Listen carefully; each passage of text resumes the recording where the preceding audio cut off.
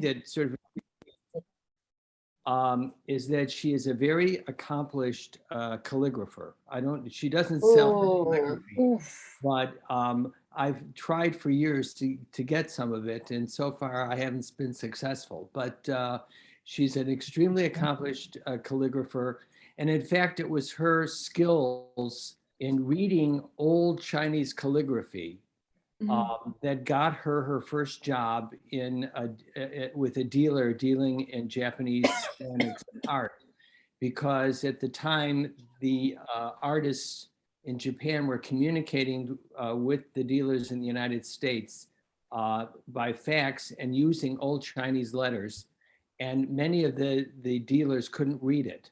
And it was her skills in being able to translate this that got her on her first job and on-job training. And I think we met in the early 1990s, soon after she opened up her own shop, and was brought there by Ed and Julie Lewis, who are big collectors of Japanese art.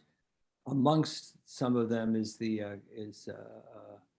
Japanese pots. Now, I was trying to think, Beatrice, if I bought my first piece from you, and as it turns out, that isn't so. I bought my first piece, which was a cylinder by Fukami from the Bakelands. But you were the second dealer that I had come in to see and started purchasing. And we recently acquired a piece from you, a few weeks ago?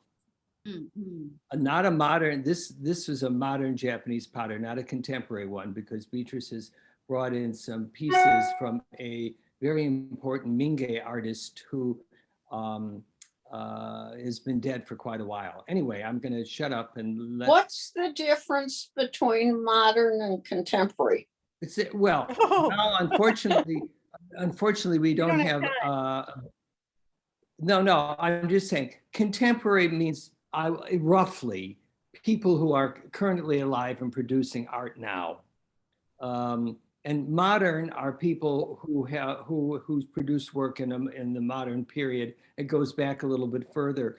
In Japanese pottery, and Beatrice will correct me if I'm wrong, named artists, like artist studios where you have a piece produced by an identifiable artist and maybe signed, only goes back as far as the early 20th century. Prior to that point, all the pottery that you see, with the exception of some rare tea bowls, were produced by artisans in workshops.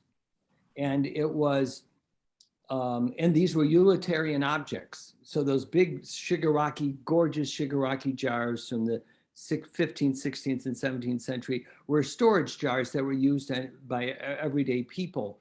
And the artisans, or the beautiful pieces, no one knows who actually made those. And in the early 20th century, a group of studio potters, such as Hamada and his group, also influencing the English potters, English studio potters, began to try to revive the aesthetic of these Mingei, what they call Mingei potters. Mingei really is art that was produced for everyday use, but has intrinsic artistic value. And then began this Mingei movement. And then this branched out into other things, because now, of course, there are all sorts of sculptural pottery and everything else. And I'll shut up because I'm not the lecturer here. Beatrice, it's your turn. You're on. Okay, it's my turn. I thank Jack for the connection and thank Barbara for the invitation. I'm just delighted to be join this part of you. I've been thinking, actually, I said, oh my God, I've been 33 years in the business. What I'm talking, the history is 5,000 years long. So I said, I'm gonna pick Jack's brain and see what I'm talking. And after talk with Jack, I'm still thinking, oh my God, that's too much I can talk. You only gave me 45 minutes. No, you can go to an hour. So I thought, I come up with a very good title. The title is called the only art which can beautify your life in every other way. The one and only art can beautify your life in every other way, which is ceramics, in Japanese ceramics. You know why? Because, we wake up, we drink tea from a beautiful cup, that's ceramics. And, bathroom and toilet is all ceramics. And our cereal bowl is ceramics, right? And, our rooftop can be tile ceramics. Everything can be ceramics. Ceramics is everywhere. And it's tactile, it's useful, so I said, nothing is better than this. And Japanese ceramics is really so resourceful, giving you so many forms and shapes and everything. So that's what I'm talking about. That's why I'm so fascinated. And after 30 some years, I'm still in mud. Ceramics, of course, is a very scholastic term. Ceramics can be divided into 3 categories. One is earthenware, stoneware, and porcelain. When you look at the nature of ceramics, earthenware is low-fired, can be glazed. Sometimes your dishes from your kitchen cabinet can be earthenware with glaze, low-fired. Stoneware is a little bit high-fired, and porcelain is much high-firing. So that's the 3 big category of what ceramics is. When you go to an art studio or when you go to buy ceramics, you can ask stoneware or earthenware or porcelain. That also determines you can use this, whether you can put it in the oven or you don't put it in the oven, and how you build up your temperature in the oven. And that's the 3 categories of ceramics. Talking about Japanese ceramics, as Jack just said, and I think we can do 2 big group. One is minge, another is artistic. Doesn't mean minge is not artistic. Minge is still very artistic. It's just after the Second World War, Hamada Shoji and Yagi Koitsu, they started a minge group, which pay attention to everyday use. Minge will include textile, minge will include woodwork, minge will include metalwork, minge will include basket. It's made by anonymous craftsmen, but the work is beautiful. The work is, it's wholesome. That's minge work, even in textile. And that's, some of the woodworks. These all, Beatrice, I'm going to make you co-host here and you'll get the screen. Okay? Yeah, good idea. okay. You So- pin her, you'll have the same result. Huh? Yeah, but we've decided You have the same result. if I pin, On Beatrice, you'll have okay. Beatrice, you'll have the same result. You'll have her fill the screen. Oh, what do I do? No, you don't do anything. Oh, I don't do anything. Okay. You could also Uh, just choose to only see this who's ever talking. That's exactly right, the speaker. Mm. There are also a big group of art studio potter, as Jack says. That's also a very much during a Showa period when art studio was encouraged, and much more so in Heisei period in Japan, 20th century in Japan. And Japan also has a great history of old ceramics. There are 6 Asian kilns. When you go to a museum, Chicago Art Institute, when you go to Washington, D.C., and Smithsonian, you see a lot of old jars. As Jack mentioned earlier, those are the storage jars. They are mostly coming from 6 Asian kilns, where the history can trace back to 12th century. At that time, in different areas of kilns, they digging out the mud into firework, primarily used for utilitarian, for seeds, for liquor. For example, shigaraki pot is very much used for seeds, because a shigaraki pot is a mountain clay. It has a lot of stone field spots in it. So it's quite airy. You can put seeds, you can put grains in it, and then cover this for a lot of time. So that's shigaraki. And bizen pot, bizen. And that's a rice field clay. The clay is very tense, very gooey. So people actually use this more for liquid. And in Japan, they always say, oh, sake in bizen pot always tastes better. And there's another kiln, one of 6 kilns called a Tokoname kiln. Tokoname is in Aichi Prefecture. The sea is very much sandy. I'm talking about 6 Asian kilns of Japan. They all have characteristics. Do you know what they known for this? Aichi, Tokoname, in the old times, they used for roof tiles and toilet seats. For toilet.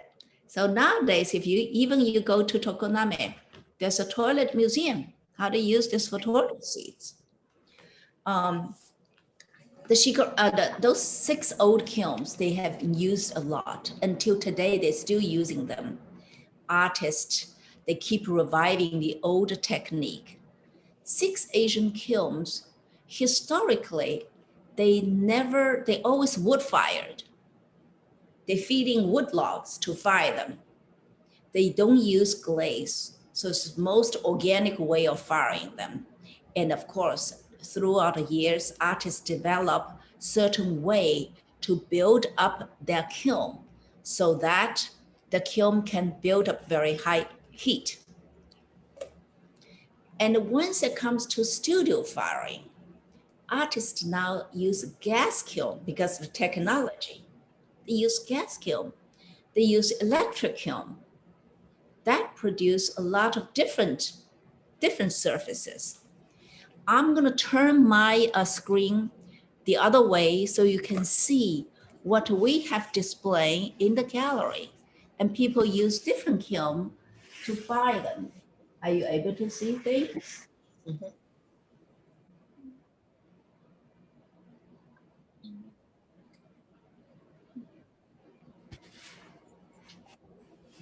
Japanese ceramics, it's so interesting. And people, we have people saying Japan is the heaven, potter's heaven.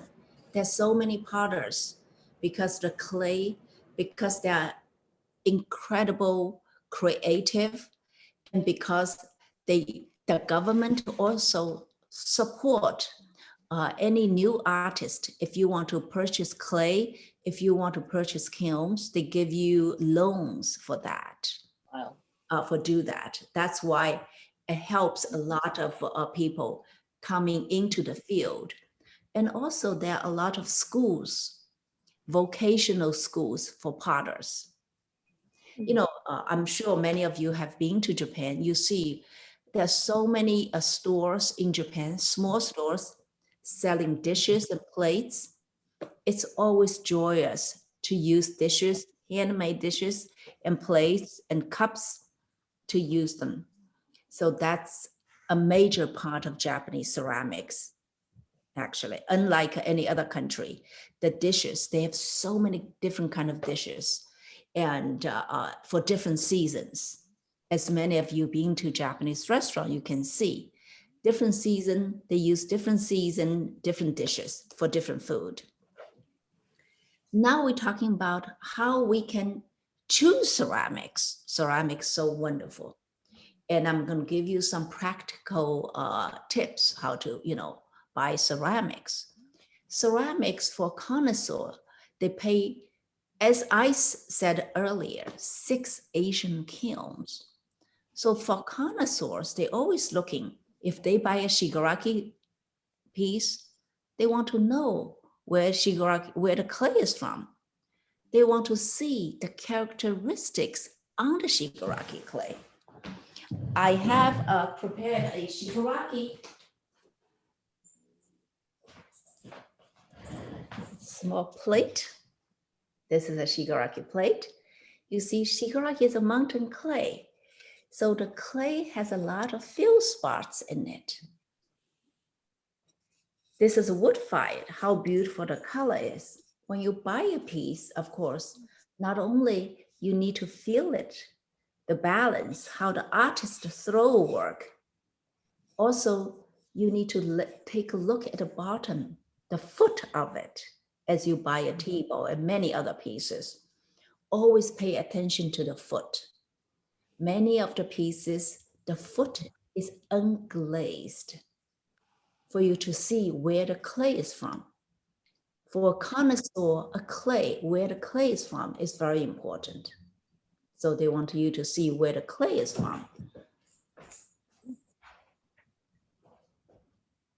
You see, I have a tea bowl, a big tea bowl.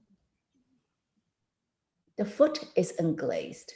It's important for the connoisseur to see where the clay is from. And also, a lot of attention, artists will give a lot of attention to the foot. So whether you're buying a piece of tea bowl or you buy a jar, always pay attention. Rub your hand to see how the artist finished the last piece of clay, and so that it will not scratch your table.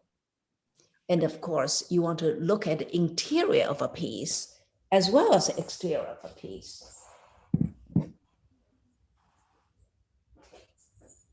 For example, this jar, see the interior, maybe you cannot see, it's persimmon glaze, fully glazed. And outside we have 2 kinds of glaze. Wow. Yeah, and be minded, some of the pieces, because it's stoneware, because it's ash glaze, sometimes they're not glazed inside. So you're not advised to use them, just put water in it directly. It may leak and damage your furniture. So don't do that. You need to make sure it's glazed inside in order for you to use them. And again, the artist left foot unglazed. This is just for the connoisseurs to see where is the clay is from. In talking about that, and the other thing is Japanese ceramics not only have a lot of functional ceramics, the bowls, the cups, and the sake cups, and lots of things. Also, there's a huge movement of decorative ceramics. And that's also huge. Artists, as back as 1930, a group of artists influenced by world painting. So they making sculpture pieces. They use clay as a medium, making sculpture pieces. One of the artists, which I'm going to show you on the shelf here.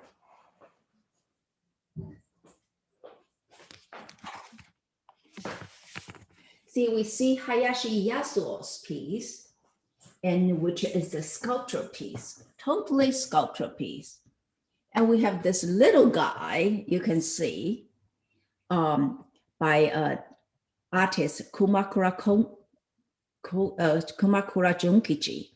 It's also a clay sculpture and with iron glaze. Japanese ceramics, not only we have a lot of art student and a lot of women artists now join the force. For example, this piece is by a woman artist. Are you able to see it? Is it Sumido? Hmm? This is by Oishi Sayaka. It's a woman artist.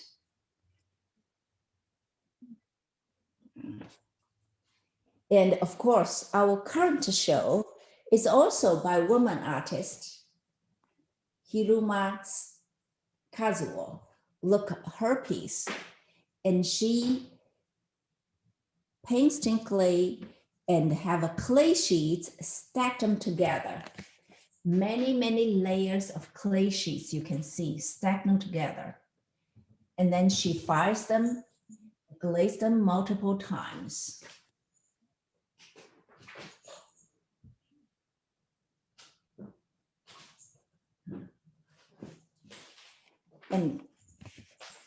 And that's all stoneware, talking about the nature of that's all stoneware. The other part, of course, as we say, ceramics has stoneware and a porcelain.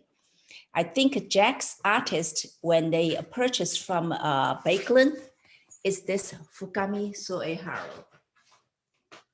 Are we able to see it? We have them. This is Fukami Soeharu's work. He is one of the most noted artists all over the world, a porcelain artist. We have another porcelain artist on display is this. And this is also a porcelain that looks like it's a architectural form. And the idea is taken from old Chinese tomb, burial tomb houses. It's a porcelain piece.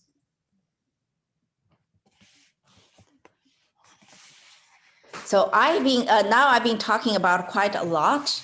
And anybody have questions? I'm more than happy to answer your question and to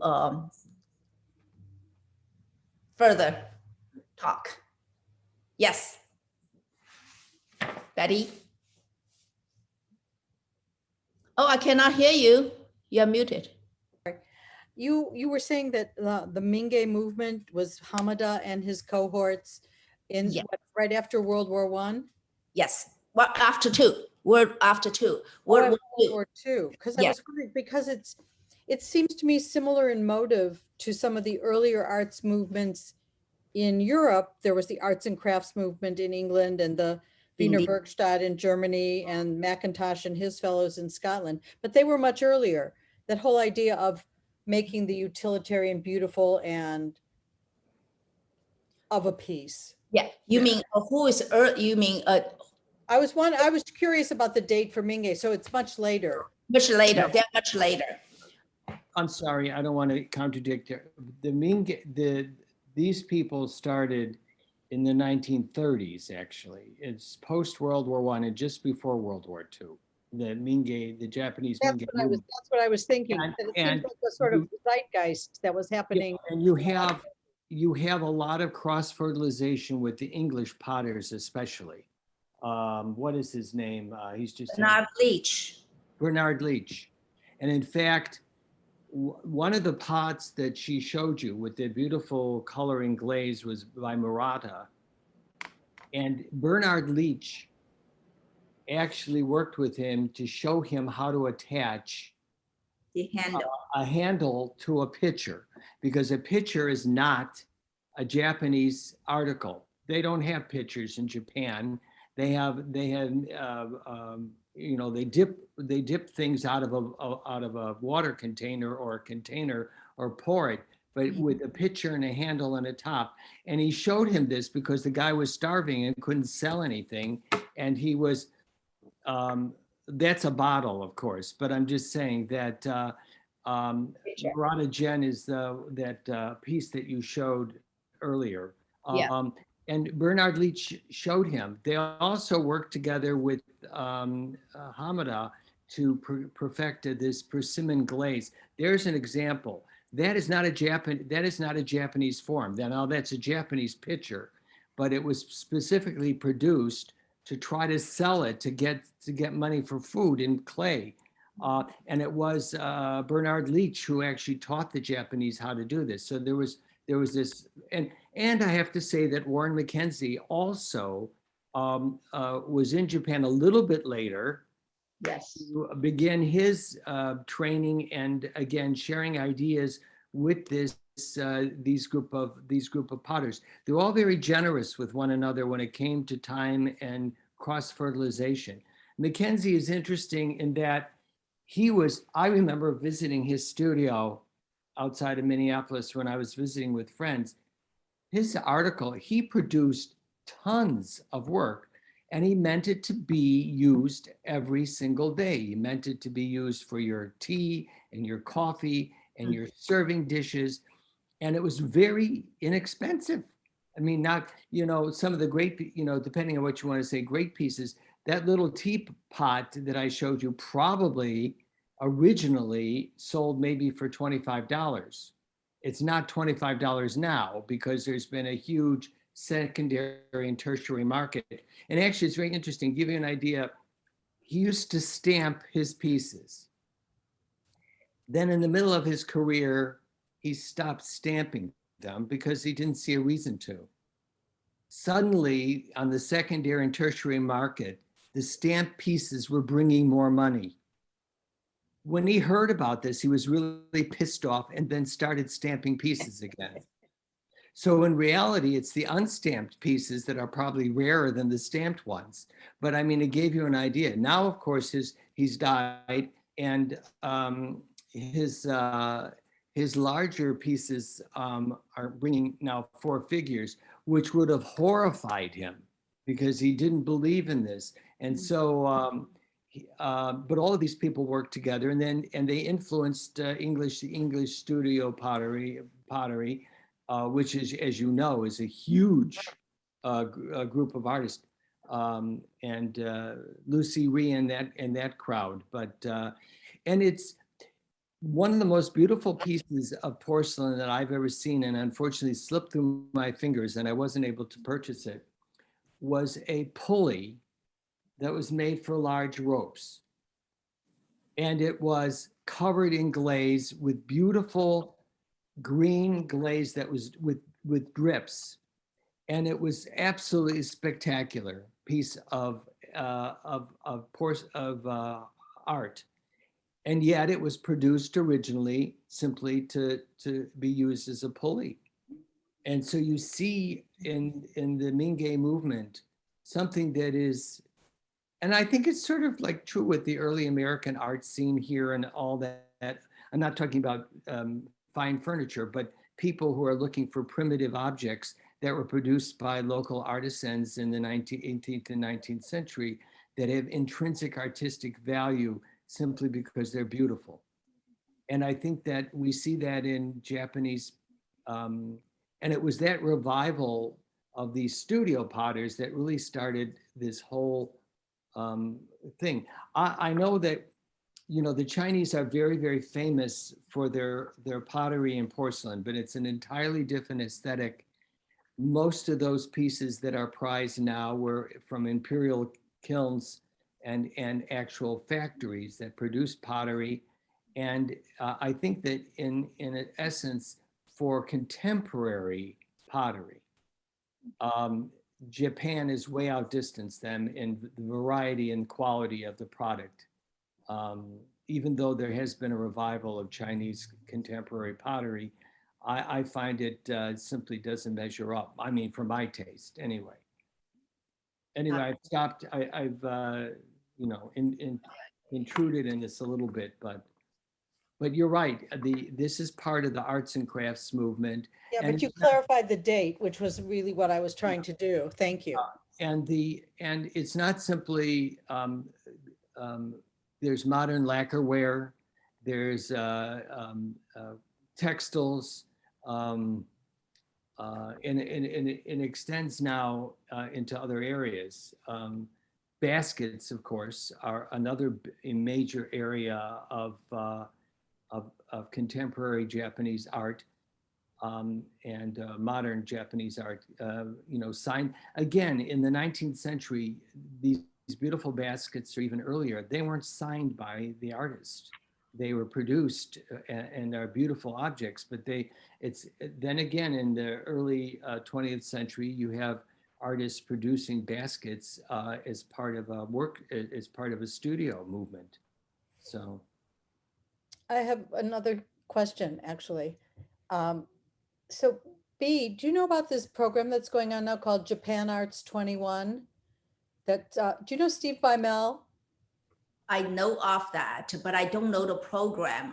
It's interesting because he came and he spoke to our group last spring. Hmm. One of the things that he has initiated, and I've traveled in Japan with him on a couple of occasions, he's initiated a competition actually to raise money for people who are doing traditional arts, whether it's building houses without nails or ceramics or basketry or anything. And it's the same thing that you were mentioning about people being able to get loans to buy clay to keep these arts alive. So I think that you two should meet each other. Wonderful. If you can, yeah, extend a connection, I would love to. Actually, I do I'm know. gonna put his email in the chat. Okay, that'd be wonderful. Because there are, a lot of people here, they are collectors of American collectors want to help reviving this tradition, not only just for decorative ceramics, for very traditional ceramics. So I think it would be wonderful to know that. Yes. I have a question, perhaps Jack or you can answer. I'm not a collector. I'm just curious. I think I've asked this to Steve Bimel too. I think the Song period was like 9th, 10th, around that time. And then the Mongols came, decimated the Song, but the Song culture carried on to Japan because they didn't cross the ocean. And so the Japanese took the Song artistry and elevated it. And so the Chinese design started all over again. And you see a difference in all the 12th, 13th century designs. What was Japanese design before the influence of the songs and all the Chinese influence on them? What's a Japanese design?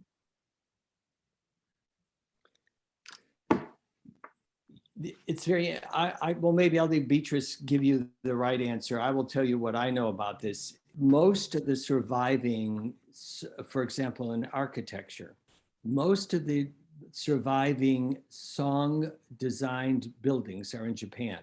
Mm-hmm. The reason is that they adopted these forms, but the Japanese culture per se that we really, admire, really did not come into the flourish until 600 to 900 AD. Prior to that, it was a very primitive society, and there are a lot of surviving ceramics, but they were all, because the Chinese culture goes back much further, and so it was the adoption of these Chinese forms, including the calligraphy, that actually started the beginning of the Japanese culture. And then, of course, Japan, which it always has done, has adopted these forms and then transformed them into their own cultural. And what fascinates me about, and I'll let Beatrice talk in a second, but what fascinates me about Japanese art is that many of the aesthetic principles the Chinese totally reject.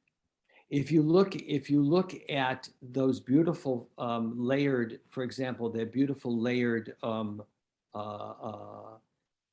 piece that Beatrice showed us from the lady artist, or the piece of Besenware, the Chinese would consider that unfinished and primitive because it does not have. It is not finished the way they believe it should be. When you look at those Song, gorgeous Song Dynasty ceramics, you don't see that kind. Yes, you may see and some of the ceramics that have the purple splattering, but most of it is known for its absolute perfection and evenness of their firing. The Japanese, on the other hand, love to put pieces into a kiln that has ash in it and have irregular ash patterns all over it. They don't know what that's going to look like until they actually take it out of the kiln.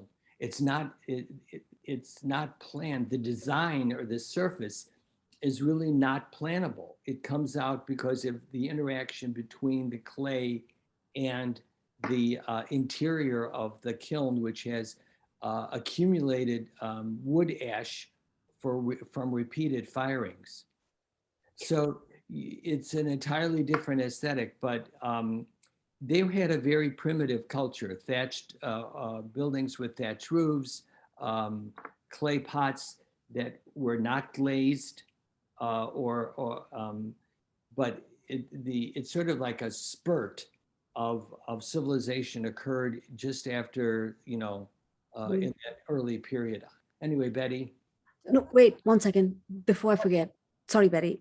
No, Where did you say I can see the pottery from before the Song influence? Because to me, the marker is about You can 600-700 before see- Buddhism I don't affected know it. if we have- Do we have Yarman period pottery at the Art Institute? I Yes. don't think. Yes, you do. Yeah, We- you we can, show you, long then you period. can see, I'll then go. you can see it. You'll see what those look like. Very often, I don't know if that what's installed right now because I haven't been there for a while, but in the Ando Gallery, Mhm.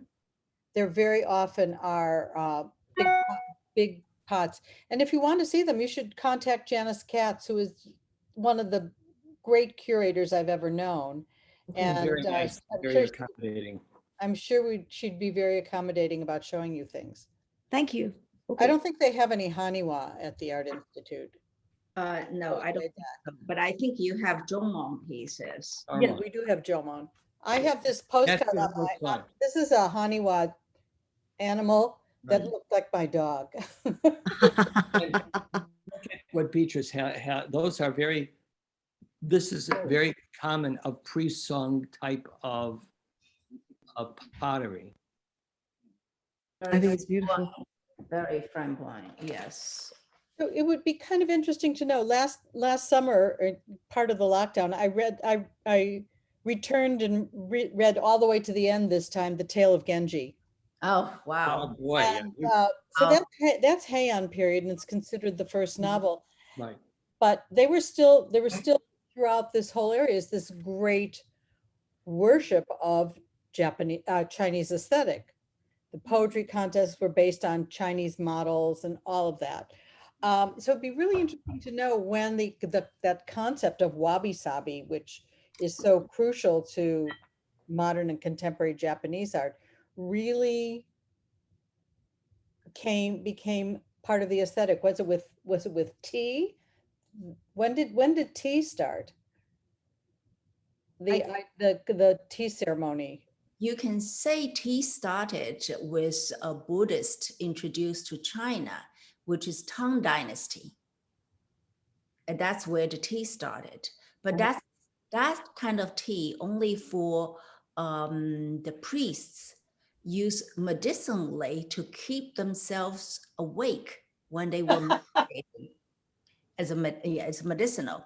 It's not. I use it for the same purpose. Yeah, I use some strong, all those caffeines. That's where the original tea was.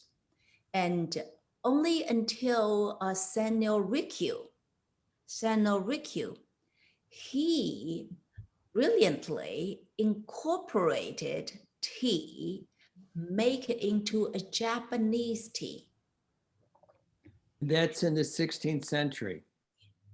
A little bit early than that.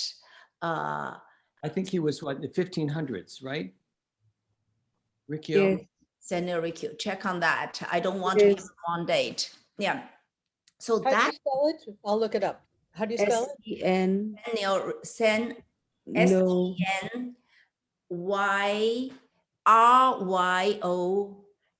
SENYRYOKYU, Sanyo Rikyu. So when he sorry, and earlier than that, and actually it's a Fruta Oribe. Oribe is another major tea influenced Japanese tea. Fruta Oribe. Rikyu, Sinurikyu. Sanrikyo, of course, is extremely important. 16th century, born 1522. Yeah, that's what I thought. Okay. And look at Betty, please check on Fruta Oribe.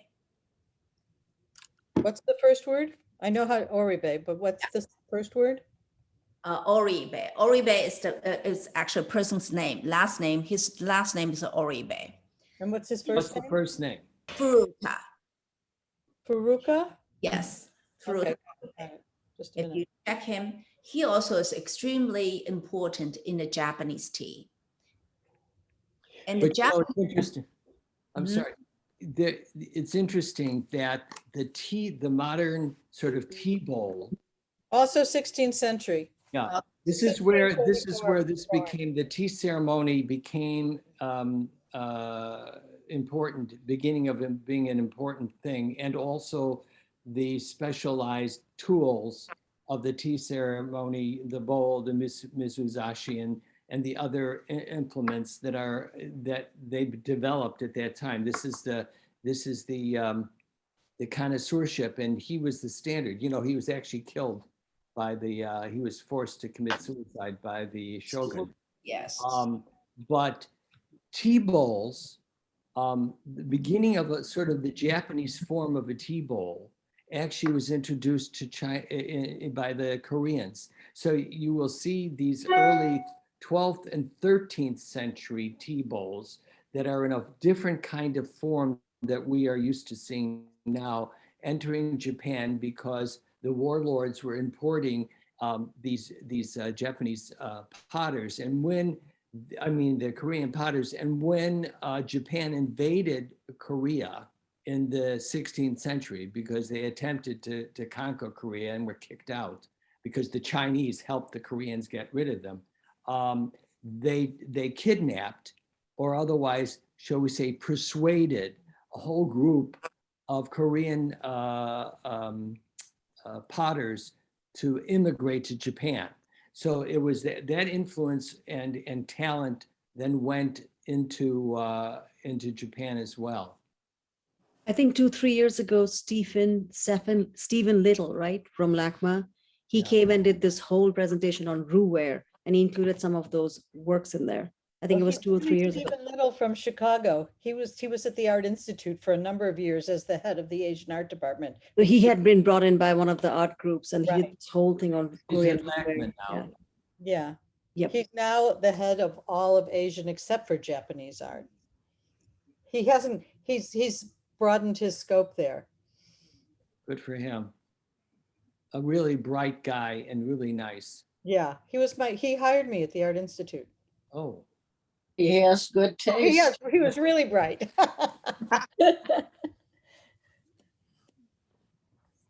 Yeah, he was my first boss there. I'm curious about something, and it's maybe a very naive question. You have these artisan artists, and how do they become the master craftsman? Who is voting that? I don't have the vocabulary to describe what this question is, but somebody starts out with some clay and some glaze and takes a piece to one of these kilns. Are there other kilns besides these major 6 kilns recognized? I mean, how does fame come about, I guess, is the question. In Japan, there are, of course, the reason we say 6 Asian kilns, where the clay is very unique, where they have individual houses. It's a household. For example, this is the keeper's home. That's your land, and you have a kiln. And in in whatever you produce, you have your kiln mark on it. Okay. And at that time, that's a different daimyo. They will control different kiln sites for them to use. And the daimyos, they will use different kiln sites. They exchange gifts, exchange tea bowls, and for their daughters' weddings and so forth. And and that's why we see generational potters. And the artist I'm dealing with can be 14th generation. Oh, That my. dates back to 13th, century, generational potters. For nowadays, how they become living national treasure, how they become an important artist. One thing is they go to school. There are a lot of schools in Japan, and the universities, they have art department. They have a ceramic department. In Osaka University, in Kyoto University, they all have a ceramic department where many of the noted artists, they teach there. They also have many vocational schools, as I said, in Aichi, in Gifu Prefecture, where it's only 2 years course. It's not 4 years college, where you can study over there and become an artist. After you become an artist, in Japan, there are many competitions, many on the prefecture level, on the school level, and national level. In prefecture level, like a Gifu prefecture, they have it on annually before COVID. And it's in a huge department. They have a theme. Everybody, you can submit a piece and have a committee to judge what is good, what is not good, and who will win a gold medal, who will win a silver, who will win a bronze medal. And that's on the prefecture level. They also have it on the national level, on the school level. So there are many levels of competitions. For example, the artist behind me, the woman artist, Hiruma, she trained was a designer before she became a ceramic artist. She was a designer. She was not trained as a ceramic artist, but because of her interest, she studied with Hayashi. She studied with many noted artists and become a very established ceramic artist. But of course, like I said, many, they are generational potters. I hope I answer your question, Barbara. Yeah, very much so. Jack, you may add. No, I think that's correct. And what happens is that you get generations of potters. The sons especially are expected to go into the family business, and you do have, and often either the eldest son gets the most attention, or if he doesn't have a particular talent, they decide in the family who's going to be the next generation in that area. And you see this in the famous tea bowls starting in the 16th century. Raku, for example, each generation is continually to go into pottery making. I suspect when it comes to these competitions and designations of national living treasures or whatever, there's probably a little bit of politicking too. One would like not to think that that's the case, but it's who do you know, the promotion. Not that a bad potter could ever get that designation. That isn't going to happen. But there's a lot of talent there. There really is a lot of talent. And so you do see, I think probably, and maybe I'm wrong and you can correct me, Beatrice, I also think there's a little bit of who your teacher was, who's promoting you, whether or not a large department, a lot of these the big department stores have huge pottery exhibitions. And it's like which important shop or store is going to have a show of yours. And so there are dealers, and by exposure, and sort of, I wouldn't say it's as blatant as the contemporary art scene, because there you don't really know. I mean, I feel like when I go into a contemporary gallery, I'm in a little boat in a large ocean, and I don't know where the hell I'm going. but it's not as bad as that. But there have been, and then there are people who really catch on, and again, the value of the cost of the pieces, again, very much on who the artist is and how popular they are, how rare their pieces are. You have like Komodo Soji, who is dead. There's going to be he's one of the most important modern Japanese potter, died in his early 40s of leukemia. And but his work was so popular that people he would have twice a year showings. People would literally line up outside days ahead and camp out with the ability to go in when the show opened to buy something.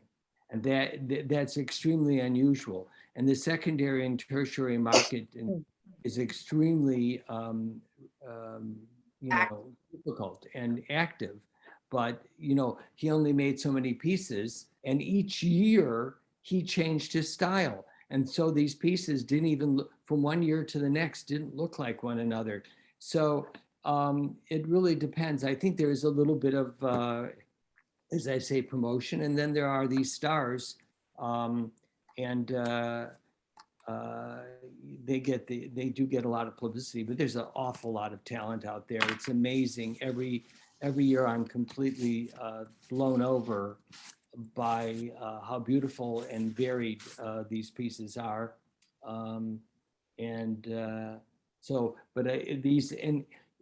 the other hand, certain potters have been damaged, like Murata Jen, for example, the piece that she showed you earlier. He was a difficult personality, and he barely made a living, literally barely made a living, and almost starved to death. If it weren't for Hamada helping him out, and he couldn't even afford his own kiln. He had to take his pieces over to Hamada and ask them to be fired in his kiln. Only at the very end of his life, when he started developing Alzheimer's disease, that he actually became popular. But he was very difficult, and the head of the Mingei sort of syndicate blackballed him. So there is some politics and all that, as well as quality, like anything else. When things are generational, what happens if that generation doesn't have any talent? Good question. You can answer that, B. It's interesting if you don't, not only if you don't have talent, what if that generation does not produce a male heir? Really? Yes. But for many years, if this great potter only have two daughters, so one of the daughter, the elder one, have to marry a potter, and that potter will marry into the family. He has to change his last name. I have an immediate example. I'll show you.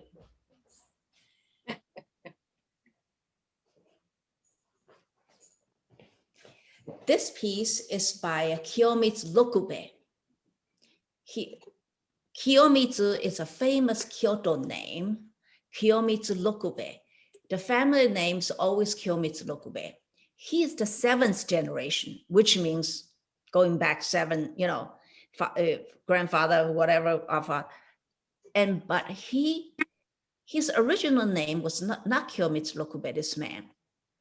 Because Kiyomitsu family does not produce a male son, so the daughter marries, the gentleman marries into this family, and he changed his name into Kiyomitsu Rokube. And people even forgot his own name. They know him Kiyomitsu Rokube, the seventh. He studied in Kyoto University. He studied, actually studied with a metal material, not ceramic. You can see that's why his treatment of clay, even like he's treating metal work, he cuts in the metal, right? Which no other artist does like that. That's Kiyomitsu Rokube. Another immediate artist I know is, I said, he's a living national treasure. His name is, I'm gonna give you, Tokuda Yasukichi. Tokuda Yasukichi. And I'm sure some of you, you see like this, Tokuda Yasukichi. And he's Tokuda Yasukichi the third. He's a Kyushu potter. He also has 2 daughters. And now the elder daughter become the 4th. He passed his torch to his daughter. His daughter is in his early 40s. And so that's that. Do I answer your question, Barbara? Yeah. Who's pinging? I don't know. I don't know who is paying. So if, like I said, if the family don't have a male heir, or they will have somebody marry into the family. Okay. So that's, I can't quite come up with what I'm remembering, not new, but the idea of adopting someone and who takes your name is not unique. I think Penelope, that was the Turkish, what were the kings and stuff? Well, that's not where my memory would come from, because I don't know about that. But you know, what's interesting of 2 things I'm thinking about. One is, what's interesting about this is that the daughter must marry that person. That does not always happen in other traditions. A man can simply adopt another man, a boy, and give him his name. So I think there's something unusual, if not unique, about requiring that the daughter marries him. Of course, that means that the next generation will be at least part your line, your genes. But the other thing is, I'm wondering now in the 21st century, whether we can skip that marriage route and have the daughter, you know, what came to mind is the delicatessen Russ and daughters, you know, Yes. whether we can have daughters, talented daughters, become inherit this pottery tradition. Does that happen without having to marry some guy? Exactly. And the daughter did not marry, and she inherited family name. Interesting. Yasukichi the 4th. And when did that start? When did that start that women could become the our generation? That's why it's now. Okay. Yeah. Is that the first generation that allowed that? Not first. As far as I know, that's the only the daughter now carries the family name. All right, so it's in her own right. In the painting world, Barbara, didn't they have Hokusai's daughter, Oi, however you pronounce her name? She's talented on her own rights. She's very well known for her work. So the guy, am I pronouncing his name correctly? Hokusai, right? The 36 Views of Mount Fuji. His daughter is talented, recognized as a talent on her own right. So not pottery, but artwork. It's really well done. And people recognize her work on her own merit. So that's one. And I think the other one that, who was it that told me? Sue Gray Goller many of the women silversmiths worked under their husband's name, but it was their work. They used their husband's mark or their father's mark, and many of them didn't marry. It's the exact opposite. If they married, they lost all their rights to all of it. So they wouldn't marry, they stayed widowed, so they could continue using that mark. So many of the great works, it shows up in many of the other I think paintings. that I think that throughout the ages, there have been the odd female artist. I mean, and I can't remember her name, and I'm sorry, but I know that the Art Institute was extremely interested in a painting, a 16th or 17th century painting, not a print, but a painting by a very famous female artist of the time. And of course, Betty mentioned The Tale of Genji, and then of course is written by Lady Murasaki. And many of the greatest poets of that period are women. But it's a very much odd thing. And I think that it was very much dependent on politically what was going on in the country, whether or not any of this survived. But there always was sort of somebody of such extraordinary talent that they were able to, break through. It's really a shame for world history, and I'm going to say this as a man, that women were not given equal opportunities for thousands of years, because there was great things. Forget the political stuff, because there were always, again, there was a Queen Elizabeth for, whatever, but there were such great things that humanity never realized because the women were not given the opportunity or the training to go down those paths. And it's been, in my mind, it is clearly something that will never be remedied, because those generations are long dead. But thank goodness now, at least in certain parts of the world, this is not the case anymore. But I think that there were always great, I mean, for a lady, now, obviously, there's degrees of talent. For every, not every high-end woman could write The Tale of Genji. Although I have to say, Betty, I don't see you there anymore. I don't know if you're still She with us. left. Just Very gone. I can't tell you how many times I've tried to get through those books. It's sort of like reading Proust. But I don't know how many times anybody, you've tried to read that novel too, and have never gotten past the first chapters. But she had a lot of contemporary women who were, after all, very talented. And when you think about it, the life they led was very ceremonial, and they weren't cooking their husbands' dinners. I mean, there was a lot of time for them to actually pursue literary and pursuits. But very, very few of them have been able to survive this time. So, what you allude to is they were all had money. That they're, to be a peasant woman and become a well-known writer or artist, I think it probably is vanishingly few, if any. So whereas there were opportunities, at least as far as I know, and you'll correct me, Beatrice, if I'm wrong, there were opportunities in China through the exam system and such for a nobody of a man to ascend and actually gain significant power through a series of exams. Is that correct, Beatrice? sort of. Yes, it's quite possible. Yes, in China, just like in Japan, in Asia mostly, a woman for a long time have no social status or social, yes. No, I think what you're getting at is the meritocracy of the examination system. Yes. Theoretically, the peasant could do that. The problem is that a peasant wouldn't be able to do the study necessary to learn the Confucian text that would be necessary, and even to learn how to read and write.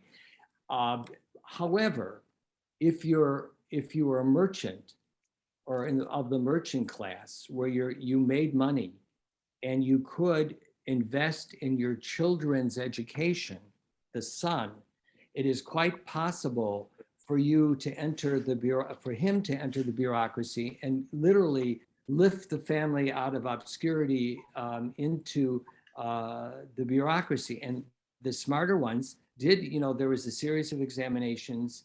There were 3 of them, and you could, and that could be, that was a game changer. That could, but that did not exist in Japan.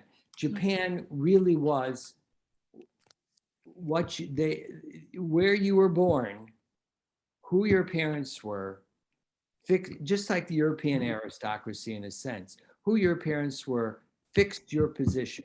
You were either of the samurai class or the aristocracy.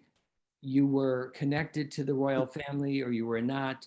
Then you were the peasant class, and below the peasant class were the merchant class, because they were considered producers of nothing worth. I mean, at least a peasant grew food. And below that, you know, was, I don't know what the class below the merchants was, but it was like the untouchables. They were what did they call them? I've forgotten, I'm sorry. But that was an accident of birth. Who you were, you know, where you were born, who your parents were, what did they do, fixed your position for the remainder of your life. In China, theoretically, that wasn't the case. And actually, interestingly enough, in Imperial or Korea, they copied the Chinese system, so that theoretically, again, through a series of examinations, you could launch yourself into the bureaucracy and into important positions. I have to agree with Penelope. Actually, in China, Jack, it's only from early 1920s, women were allowed to go to school. And before that, 16th, 17th, 18th century, women were not allowed to go to school. For those different levels of test, only boys are allowed to participate. Oh, that's what I agree with that. Yeah. These were meant for men. Yes. And women, Through- women did, there were some women who were taught to read and write, but this was at the suffrage of their parents, You're right. especially their fathers. You're not allowed to go to school. But isn't the irony fun, Jack, or anybody? What is it that the Murasaki Shikibu, all of them, their poems survived because they weren't writing in Chinese. They were doing kanji script, which was women's script. And so they wrote something that eventually got copied by the country. But also in Europe, you know, what is it, Sèvres porcelain? That was completely powered by Madame de Pompadour. Women have a huge hand in all of this. They may not come out and brand stamp their name on it, but if you dig a little bit, there's a ton of influence by women. More and more of it keep coming out.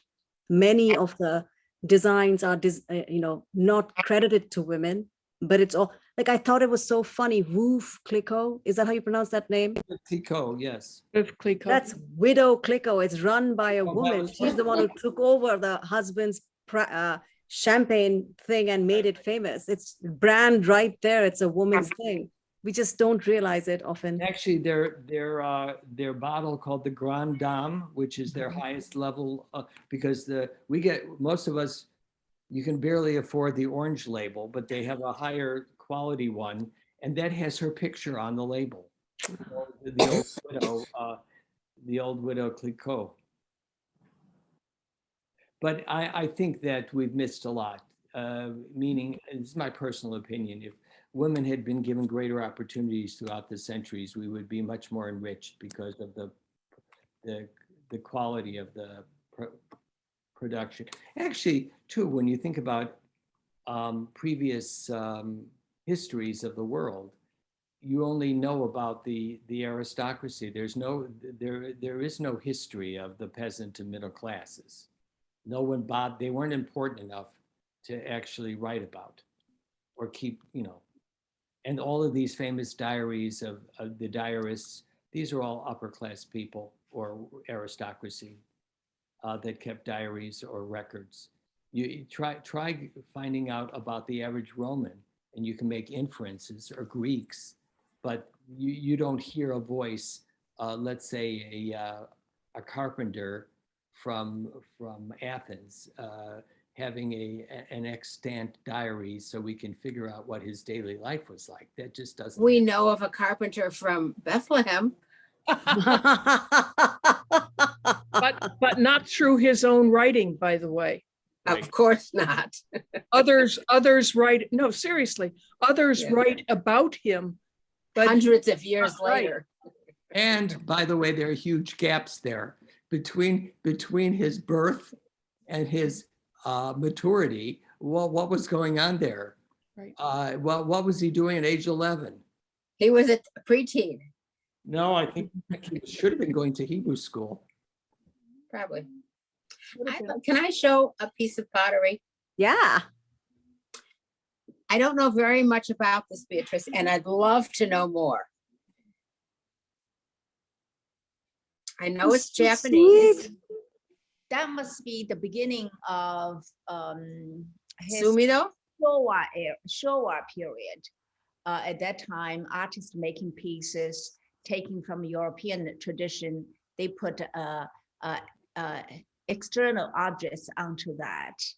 And I love the way two of the figures are crawling into the bowl. Mhm, Can mhm. you show her the bottom and to see if there's any If there's a signature mark there? on it, does that have a It mark is on it?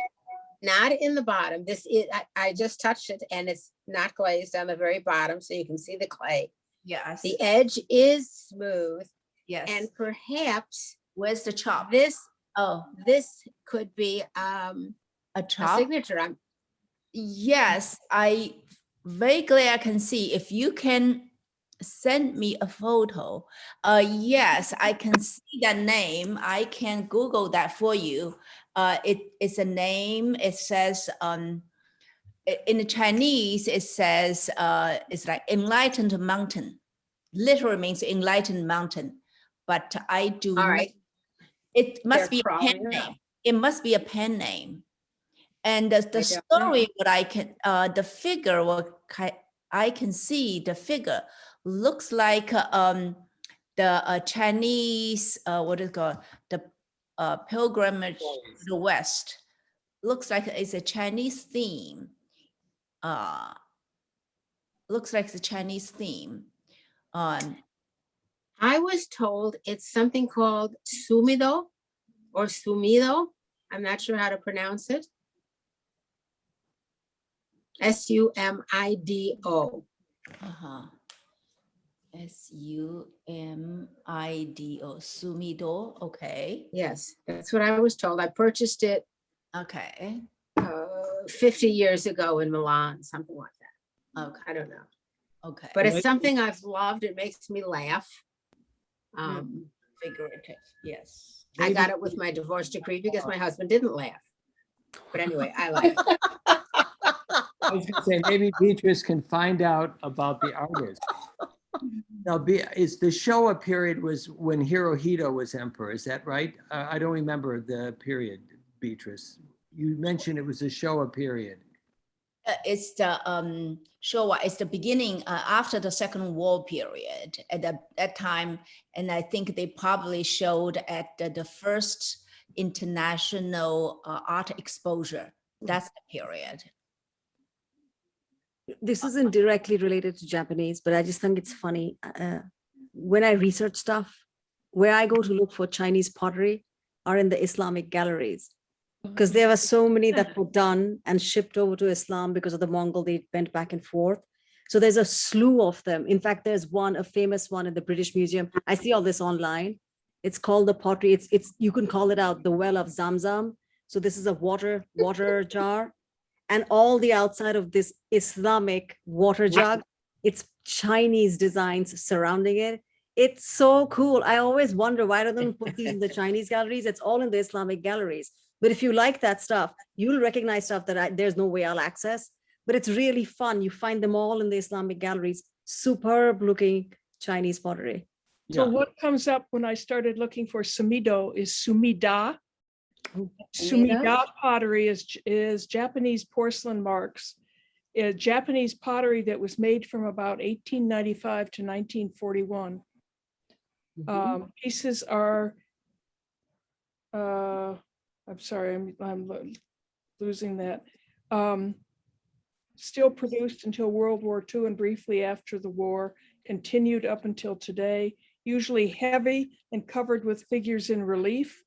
Most pieces are everyday objects such as teapots, vases, and mugs, found in a wide variety of shapes and forms and are called by many names.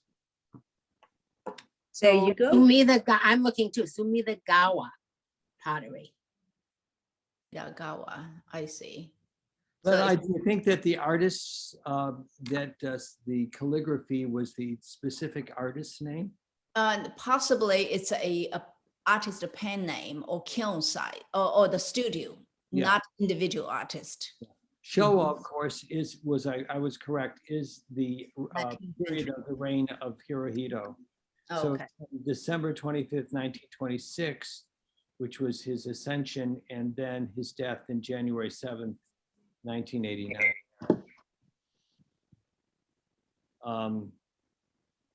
Anyway, they like